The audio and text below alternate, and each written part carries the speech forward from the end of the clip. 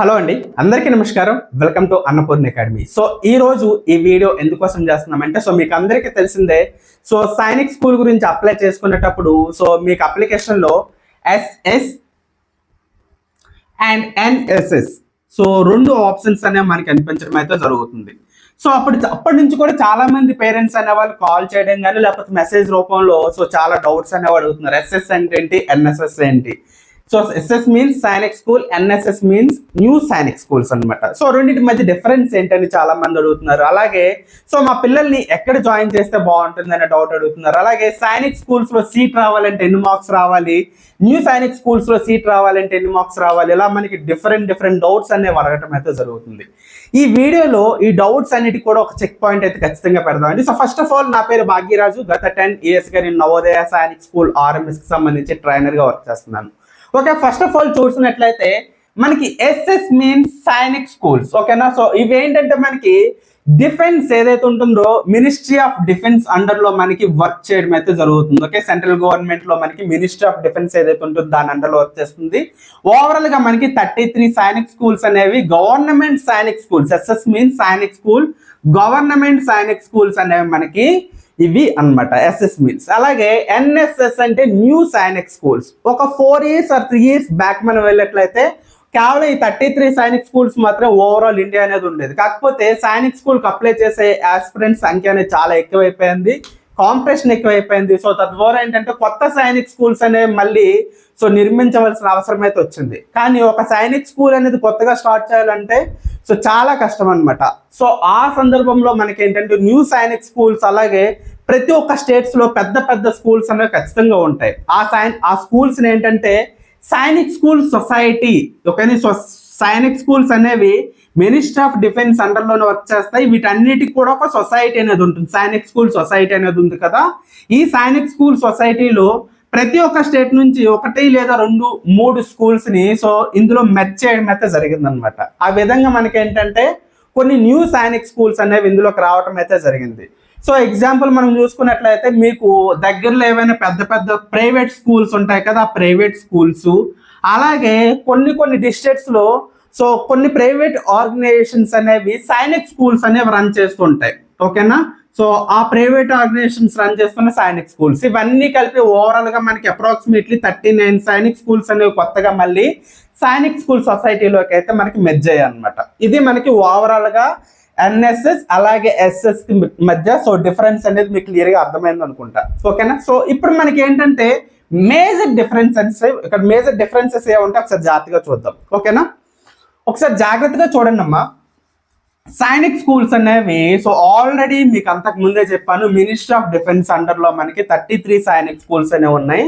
ఇవి మనకి old Sainik schools. ఈ సైనిక్ స్కూల్స్ లో మనకి ఏంటంటే ఒకసారి జాగ్రత్తగా ఇక్కడ చూసినట్లయితే మనం సైనిక్ స్కూల్ కి ఫీజు అనేది ఎంత పే చేస్తాము, అప్రాక్సిమేట్లీ 1,85,000 రూపాయలు అయితే మనకి పే చేయడం అయితే జరుగుతుంది.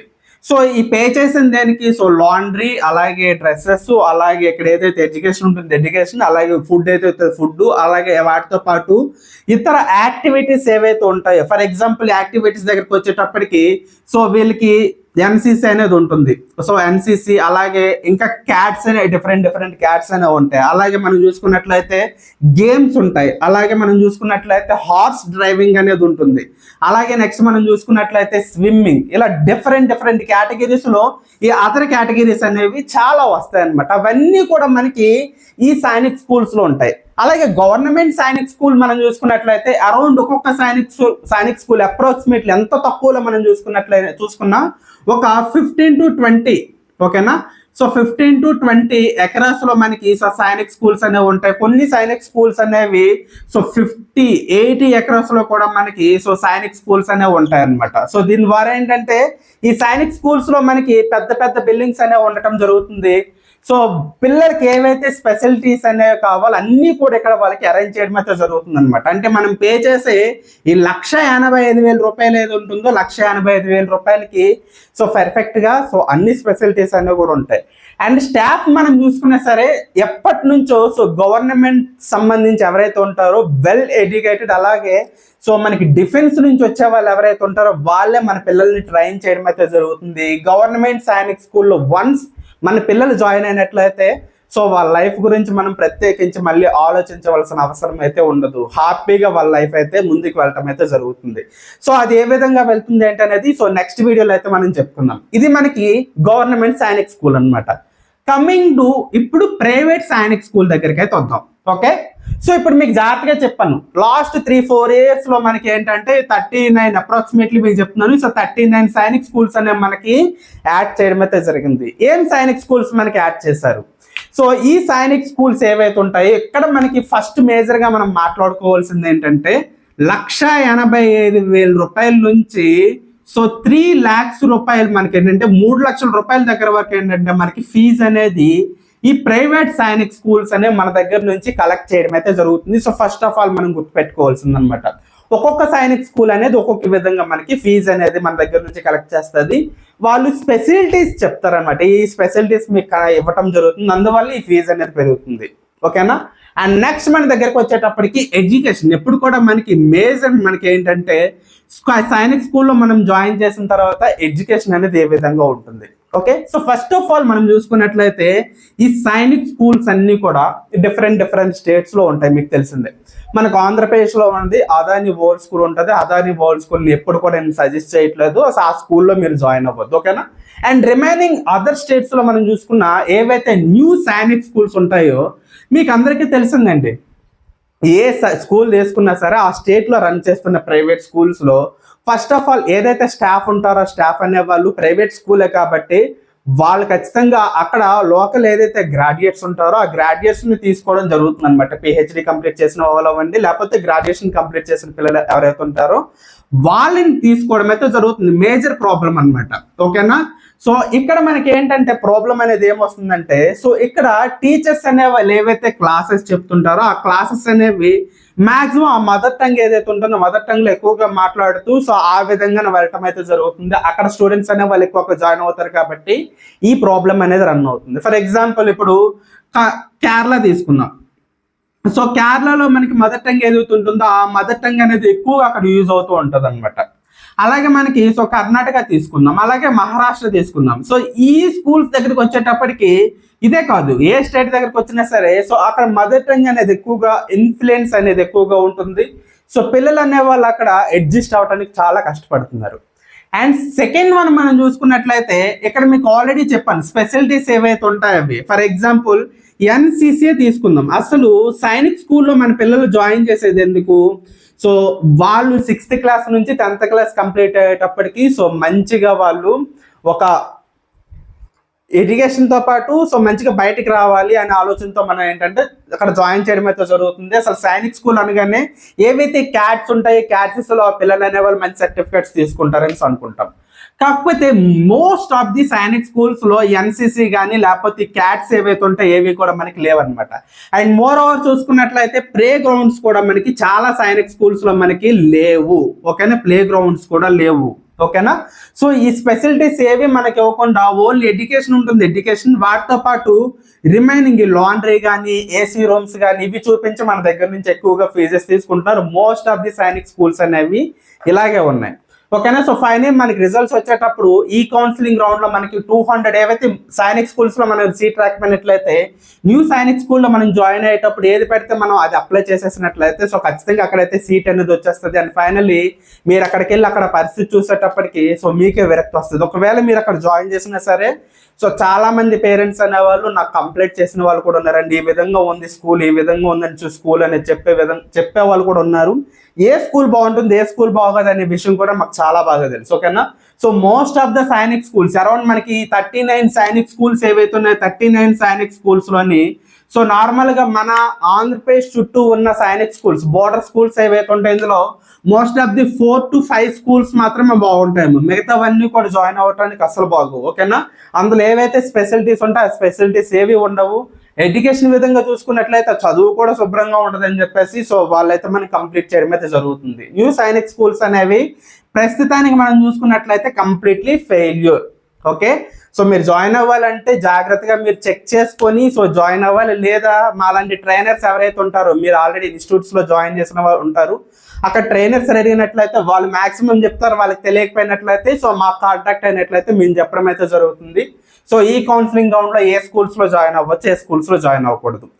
అండ్ కమింగ్ టు మనం చూసుకున్నట్లయితే ఇప్పుడు సైనిక్ స్కూల్స్ లో సీట్ రావాలంటే ఎన్ని మార్క్స్ రావాలి, అలాగే న్యూ సైనిక్ స్కూల్స్ లో సీట్ రావాలంటే ఎన్ని మార్క్స్ రావాలని చెప్పి సో చాలా మంది పేరెంట్స్ అనే వాళ్ళు మనకి డౌట్ అయితే అడగటం జరుగుతుంది. సో జాగ్రత్తగా చూడండి.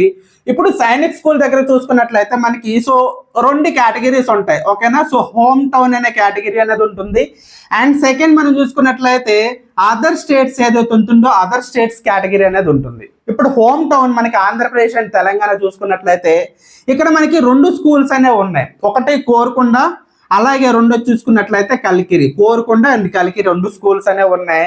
అదర్ స్టేట్స్ దగ్గరికి వచ్చేటప్పటికి మన బార్డర్ స్టేట్స్ ఏవైతే ఉంటాయి, బార్డర్ స్టేట్స్ లో అరౌండ్ మనకి 11 సైనిక్ స్కూల్స్ అనేవి దగ్గరగా మనం అప్లై చేసుకోవడానికి బాగుంటాయి అనమాట. ఓవరాల్ గా చూసుకున్నట్లయితే 12 స్కూల్స్. ఇప్పుడు మనం జాగ్రత్తగా చూసుకున్నట్లయితే ఏదైతే హోమ్ టౌన్ అనేది ఉంటుందో, హోమ్ టౌన్ అంటే మనకి ఆంధ్రప్రదేశ్ తెలంగాణ ఇద్దరికి కూడా కోరుకొండ కలికిరి అనేవి హోమ్ టౌన్ కింద వస్తాయి. ఇక్కడ మనకి సీట్ రావాలంటే ఖచ్చితంగా 270 మార్క్స్ దాటి రావాలమ్మా. ఖచ్చితంగా 270 మార్క్స్ అనేది దాటి రావాలి. అండ్ అగైన్ ఎగ్జామినేషన్ పేపర్ వచ్చేంత వరకు కూడా ఈ మార్క్స్ కూడా నేను కన్ఫర్మ్ గా చెప్పలేను. ఎందుకంటే ఎగ్జామినేషన్ పేపర్ అనేది బాగా టఫ్ గా వచ్చింది అనుకోండి, ఈ మార్క్స్ అనేది తగ్గే అవకాశం అనేది ఉంటుంది. ఒకవేళ ఎగ్జామినేషన్ పేపర్ ఈజీగా వచ్చింది అనుకోండి, మన నవోదయ ఎగ్జామినేషన్ లాగా, ఈ మార్క్స్ అనేవి ఇంకా పెరిగిపోయే అవకాశం అనేది ఉంటుంది అనమాట. అండ్ మనకి అదర్ స్టేట్స్ లో ఉండే Sainik school, for example Orissa, అలాగే ఛత్తీస్గఢ్, అలాగే పక్కన చూసుకున్నట్లయితే మనకి మహారాష్ట్ర కానీ, కేరళ, కర్ణాటక, తమిళనాడు, అలాగే మధ్యప్రదేశ్, ఇంకాస్త దూరంగా వెళ్ళే వాళ్ళు సో పశ్చిమ బెంగాల్ వరకు కూడా మన పిల్లలు వెళ్తున్నారు అనమాట. సో ఇక్కడ మనం చూసుకున్నట్లయితే అదర్ స్టేట్స్ లో మనకి సీట్ రావాలంటే సో ఖచ్చితంగా సో 250 మార్క్స్ దాటి వచ్చినట్లయితే ఏదో ఒక ప్లేస్ లో అయితే మనకి సీట్ వచ్చే అవకాశం అనేది ఉంటుంది, ఓకేనా. సో ఇది మనకి మార్క్స్ అనమాట. అండ్ అగైన్ ఇప్పుడే మనకి న్యూ సైనిక్ స్కూల్ దగ్గరికి వచ్చేటప్పటికే సో చాలా మంది సో పిల్లలు కానీ పేరెంట్స్ కానీ మోసపోతున్నారండి. సో ఎగ్జామినేషన్ రాసినట్లయితే సైనిక్ స్కూల్ ఎగ్జామినేషన్ రాసినట్లయితే ప్రతి ఒక్కరు కూడా so first of all qualified అని రావటం అయితే జరుగుతుంది. సో క్వాలిఫైడ్ అనేది ఎంత వస్తుంది మనకి, సో 300 మార్క్స్ కి ఎగ్జామినేషన్ అయితే సో ఇందులో మనకి ఏంటంటే 100 మార్క్స్ వచ్చిన పిల్లలకు కూడా క్వాలిఫైడ్ అనేది వస్తుంది. ఎస్సీ ఎస్టీ స్టూడెంట్స్ ఎవరైతే ఉంటారో వాళ్ళకి 100 మార్క్స్ వచ్చినా సరే క్వాలిఫైడ్ అనేది వస్తుంది. నార్మల్ స్టూడెంట్స్ కు 120 మార్క్స్ దగ్గరకు వచ్చినా సరే క్వాలిఫైడ్ అని చూపిస్తుంది. వీళ్ళు ఏమనుకుంటారంటే సైనిక్ స్కూల్లో మాకు సీట్ వచ్చింది అనుకుంటారు, కానీ ఖచ్చితంగా మీకు సైనిక్ స్కూల్లో సీట్ రాలేదు. సో క్వాలిఫైడ్ అని వచ్చినంత మాత్రం సైనిక్ స్కూల్ సీట్ వచ్చినట్టు కాదమ్మా. మెరిట్ లో మీరు ఉండాలి, మార్క్స్ అని మెరిట్ మార్క్స్ రావాలి, ఓకేనా. సో ఇప్పుడు మనం చూసుకున్నట్లయితే ఈ 250 మార్క్స్ నుంచి సో 150 మార్క్స్ మధ్యలో ఉండే ప్రతి ఒక్క పిల్లలకు కూడా న్యూ సైనిక్ స్కూల్లో ఖచ్చితంగా ఏదో ఒక దగ్గర సీట్ వచ్చేస్తుంది. ఎందుకంటే ఇప్పటికి కూడా టిల్ మనం చూసుకున్నట్లయితే న్యూ సైనిక్ స్కూల్స్ అనేవి మనకి సో కంప్లీట్ గా ఫిల్ అవ్వలేదు. లాస్ట్ సైనిక్ స్కూల్ కి సంబంధించిన ఈ కౌన్సిలింగ్ రౌండ్ లో మనం చూసుకున్నట్లయితే ఎన్ని మార్క్స్ కి సీట్ ఇచ్చారు తెలుసా మీకు? 120 మార్క్స్, అలాగే 110 మార్క్స్ వచ్చినా సరే రండి మా స్కూల్స్ లో జాయిన్ అవ్వండి అని చెప్పేసి ఈ కౌన్సిలింగ్ రౌండ్స్ లో పిల్లలు అయితే పిల్లడం అయితే జరుగుతుంది. అయినా సరే పిల్లలు అక్కడ వెళ్ళి జాయిన్ చేసే అంత ధైర్యం, పిల్లలు అక్కడ జాయిన్ చేసే ధైర్యం అనేది పేరెంట్స్ అనేది చేయలేకపోతున్నారు, ఓకేనా. సో అక్కడికి వెళ్ళి చూసిన తర్వాత ఇది మీరు గుర్తుపెట్టుకోండి, ఓకేనా. సో ఇందులో మనకి న్యూ సైనిక్ స్కూల్లో మీకు ఇంతకు ముందు చెప్పాను 4 to 5 స్కూల్స్ అనేవి మంచి స్కూల్స్ ఉన్నాయి.